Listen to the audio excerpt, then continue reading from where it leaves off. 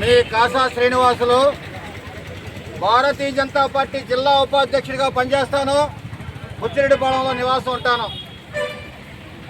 గత ప్రభుత్వం వైఎస్ఆర్ కాంగ్రెస్ ప్రభుత్వం అధికారంలో ఉన్నప్పుడు గ్రామం నదల్లా, ఇసుక నదల్లా, భూముల నదల్లా, అదేవిధంగా కలియుగ దైవమైనటువంటి శ్రీ వెంకటేశ్వర స్వామి ఆదాయాన్ని కూడా వదలకుండా తిరుపతిలో పరకామణి చేస్తున్నటువంటి తిరుపతి దేవస్థానానికి వచ్చినటువంటి శ్రీవారికి కానుకలేసినటువంటి భక్తులు భక్తితో వాళ్ళ కోరికలు తీరితే స్వామివారి కానుకలు సమర్పిస్తారు.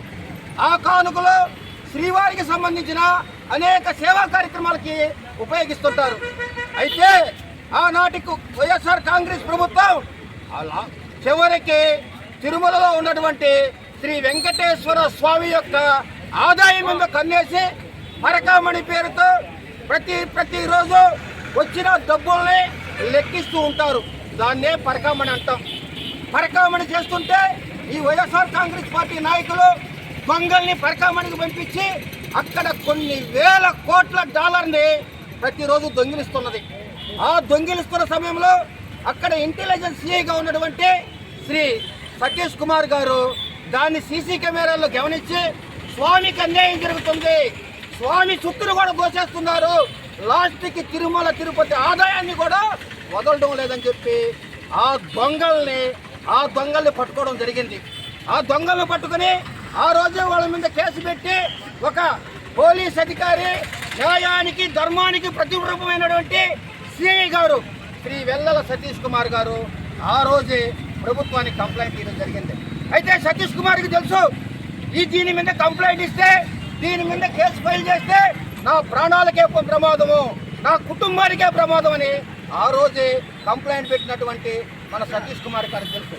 అయితే నా ప్రాణాలు పోయినా సరే, నా కుటుంబం చిన్న భిన్నమైనా సరే న్యాయానికి కట్టుబడతాను, ధర్మానికి కట్టుబడతాను, స్వామివారి సేవకు కట్టుబడతానని చెప్పి ఆ రోజు కేసు పెట్టడం జరిగింది.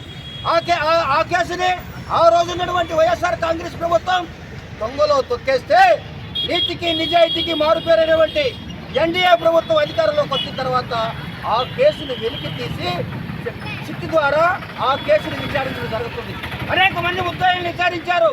చివరికి సతీష్ కుమార్ గారిని విచారించడానికి ఆ రోజు సాక్షాత్తు పట్టుకున్నటువంటి సిఐ సతీష్ కుమార్ని విచారించడానికి ఆయన తిరుపతికి రమ్మని ఆ రోజు పోలీస్ అధికారులు చెప్పడం జరిగింది. ఆయన తిరుపతికి ట్రైన్లో పోతూ ఉంటే గుంతకల్లులో రైల్లో దారుణంగా హత్య చేసి కిందకు తోచేయడం జరిగింది.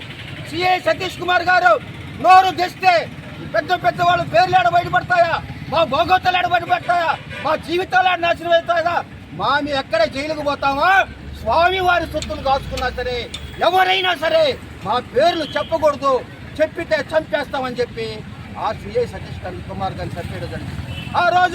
ఆ రోజు వైఎస్ వివేకానంద రెడ్డిని గొట్టెల పోటుతో చంపేసి ఈరోజు అధికారంలోకి వచ్చిన వైఎస్ఆర్ కాంగ్రెస్ పార్టీ దేవుని సొత్తుని కూడా దోచుకుంటూ నీతికి నిజాయితీకి మారు పేరైనటువంటి ధర్మానికి కట్టుబడతానన్నటువంటి ఒక గౌరవ సిఐ గారు సతీష్ కుమార్ గారిని దారుణంగా హత్య చేసి రైల్లోంచి కింద దోసేయడం జరిగింది.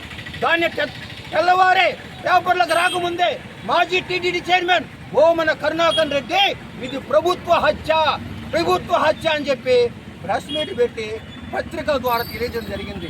అయ్యా భూమన కరుణాకర్ రెడ్డి గారు, హత్య జరగద్దని నీకు ముందే తెలియకపోతే తెల్లవారేసరికి నువ్వు ఎట్ట ప్రెస్ మీట్ పెట్టావు, నువ్వు ప్రెస్ మీట్ పెట్టి ప్రభుత్వాన్ని ఎట్ట నిందించావు, ఈ హత్యలో మీకు భాగం ఉంది, అందుకే మీరు ప్రెస్ మీట్ పెట్టారు.